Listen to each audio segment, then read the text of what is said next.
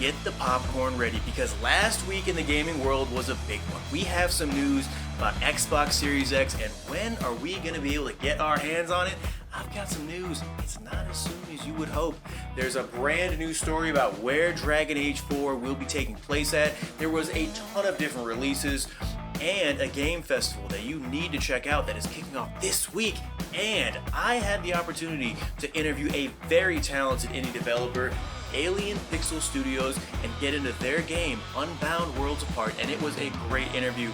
This is the 4 things that you need to know about that happened last week in the gaming world. Let's get into it, shall we? Number 4 takes us very fittingly to Dragon Age 4, and more specifically, one mystery that we have yet to have solved. Now, the entire game is a mystery. We don't know anything about it, so that's a very vague comment. However, bear with me, because Dragon Age 4 has been through a nightmarish hell of development. Just because they've had a lot of developers leave, BioWare has been going through a lot of things as of late, and they are trying to work them out and move forward, whether it's with their Mass Effect franchise or their Dragon Age franchise. And we really waited with bated breath for what is next for Dragon Age. We've got some very brief clip art, we've had a very brief teaser trailer, and really nothing else. We had EA come out and say potentially this game will be taking place and releasing in April of 2022, but they said take that with a grain of salt. They weren't sure. So we really don't have anything concrete in stone of when this game is going to be happening, what it's going to be about, where it's going to be taking place, or do we? There was a very great story out of Eurogamer last week breaking down the news of where this game was going to be taking place at. Now, this was revealed in a book that was very recently released called BioWare Stories and Secrets from 25 Years of Game Development. Definitely check it out. I have the link for that below. It's definitely worth a look. This book revealed via some very great artwork and some different things within it where the game was going to be taking place at. Now, it's going to be mainly taking place in Tevinter, and is a very unvisited place. We don't know anything about it really.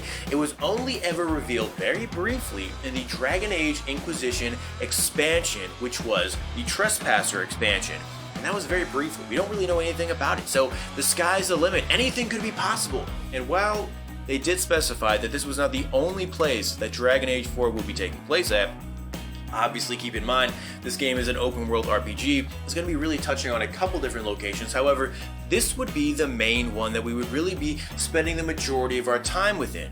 Keep in mind, BioWare also has admitted that this game is really going to lean on a tried and true formula where they're going to be revisiting a lot of familiar faces. They're going to be giving players the things that they grew up with, the things they enjoyed in past titles. And it makes sense given just what BioWare has had to go through with the Dragon Age development. So I'm very excited about this. I can't wait for the direction they are going in. We have a lot of time to really think about what this game is going to be like, what it's going to reveal, and we just got a lot of time, so let's mull it over, let's take a second, and let's think, what does Tevinter have in store for all of us Dragon Age fans out there? And that is number 4. Number 3 takes us to Xbox. Where are they at? Why aren't they on the shelves? We heard a rumor that they could be hitting the shelves in April, and the key word behind that was maybe. It was a big one. It was a big maybe. And we've heard via Mike Spencer himself that this is not happening. April, we're not going to get any Xboxes. When are we going to get them though? June. The end of June. Mike Spencer specified that they would not be able to catch up with production until the end of June because they've just been selling too fast. Now, gamers have been buying these like crazy, but also the main culprit behind this, the main reason that these consoles have been selling so fast and just been out of stock everywhere is because of scalpers. Let's take a second, let's be silent for a second and just really dislike them to the core. Okay, now moving past that, let's really think about the fact that Xbox sold every single unit it manufactured last quarter. Now that is a profit of a $5 billion revenue. That is an insane amount of money, even for Microsoft. Keeping that in mind, it's not just Microsoft's Xbox, it's also PlayStation 5. It's the GPUs that run these consoles in. Now, they've all been short. Nobody's been able to get their hands on any of them. And the CEO of AMD, Lisa Su, also highlighted this, saying that she warned there might not be any industry capacity to really keep up with this until Q2 of 2021. She really highlighted the production constraints in 2020, late 2020, and early 2021. They couldn't keep up with it. They were selling these units too fast, and they just could not build these intricate GPUs to keep up with them in these mass orders. Now, hopefully this will change. As I said, the highlighted date is June of 2021. Now, will it come true? Will these units be on the shelves? Will we finally see with our own two eyes an Xbox Series X? I think we will. I think they'll catch up. This beginning of summer will be our time to finally get our hands on these consoles. And that is number 3. All About the Indie Devs takes us to a very special title in Unbound Worlds Apart, and the developer behind them, Alien Pixel Studios. Now, I had the chance to have a conversation with them earlier last week, and it really got to cover a lot of really great topics. So, without further ado, let's get into the interview, shall we?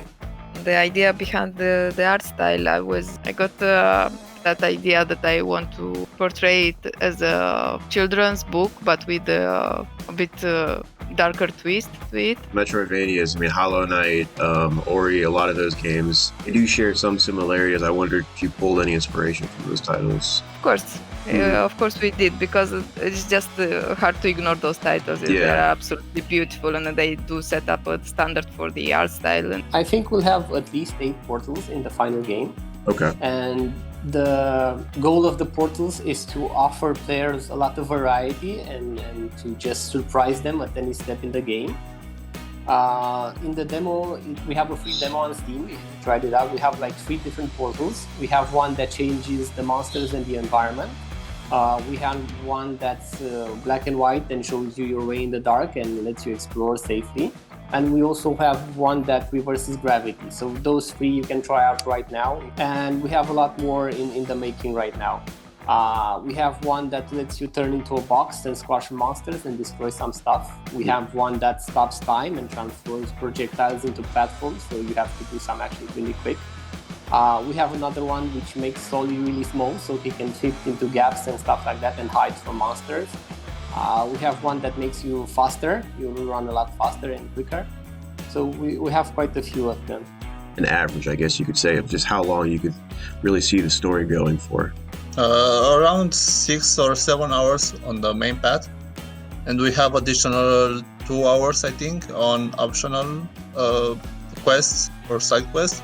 But yeah, we definitely, if the game has success, we are going to do a DLC or maybe a sequel, who knows. Like we have 3 worlds right now. We have one which is very green and lush and mostly like a forest.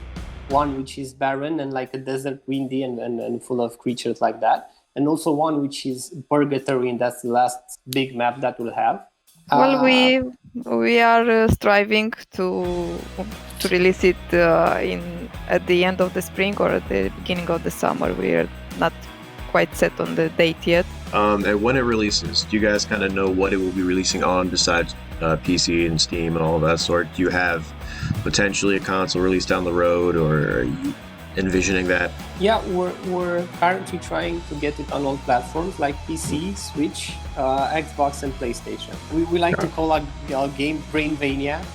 Like it is a Metroidvania, but we don't have fighting per se, so you mostly need to outsmart your enemies, and we have some small boss fights. But because we don't have fighting, you need to find clever ways to outsmart them. So that's why we like to call it a Brainvania. And apart from that, we really tried to like build a world.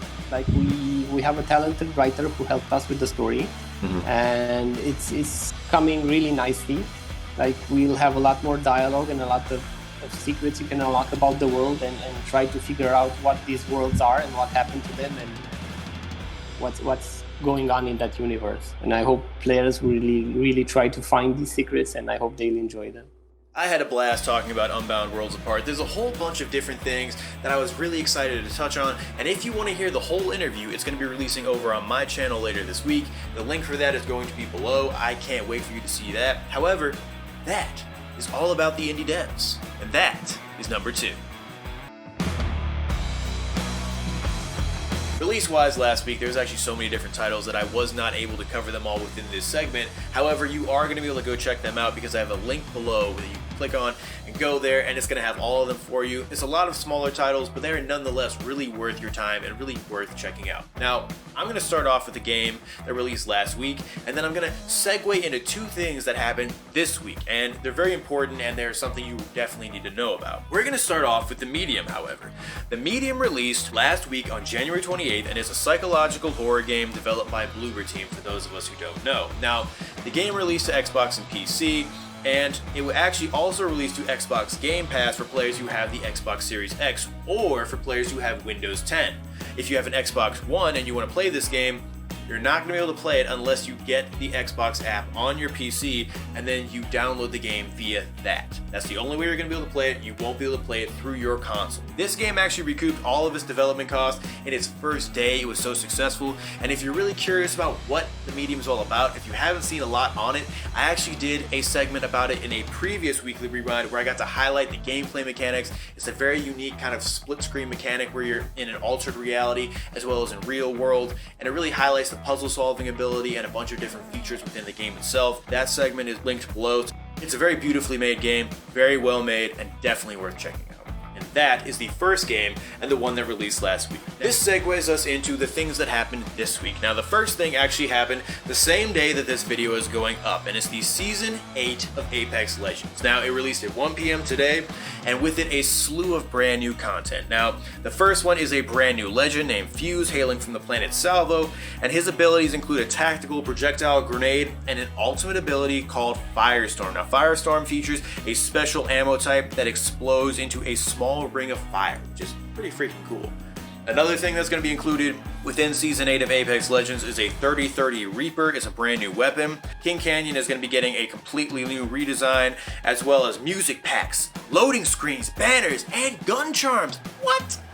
Also, there's going to be game balancing tweaks, so expect some of your favorite legends to be nerfed a little bit as well. Outside of that, the one other major thing that we need to talk about is the Steam Game Festival. It is launching February 3rd and going to February 9th, a whopping 6 days of just indie game shenanigans, and I love indie game shenanigans. There's going to be 500 plus demos that are going to be within this event. There's going to be tons of news that is going on during this event. It's very exciting, especially for anyone who's an indie developer fan. As I said, there's going to be a bunch of bigger titles, brand new indie developers releasing their first games. You can find anything during these events, and you can really lean into a certain niche that you love or something you've never experienced before. It's just something that really, if you haven't experienced it, I would definitely recommend that you go there and you check it out. And with so many days and so much great content, it's not like you're just going to be here and gone before you can get your hands on it. It'll be around for a little bit, and you will definitely be able to really indulge yourself in all of the indie developing glory. Outside of that, though, that is all that I have for this week. That is the Weekly Rewind. That is our news. And with it, another week closes and another one begins, and more news pours in. I can't wait. If you have a certain game you're excited about that is happening at the Steam Game Festival, if you have something you want to talk about that I have not covered, if you have a thought about something that I did cover, let me know. I want to know. I want to hear from you. But until next time, I am Nick Lehner, and this is the Weekly Rewind. Take it easy, y'all.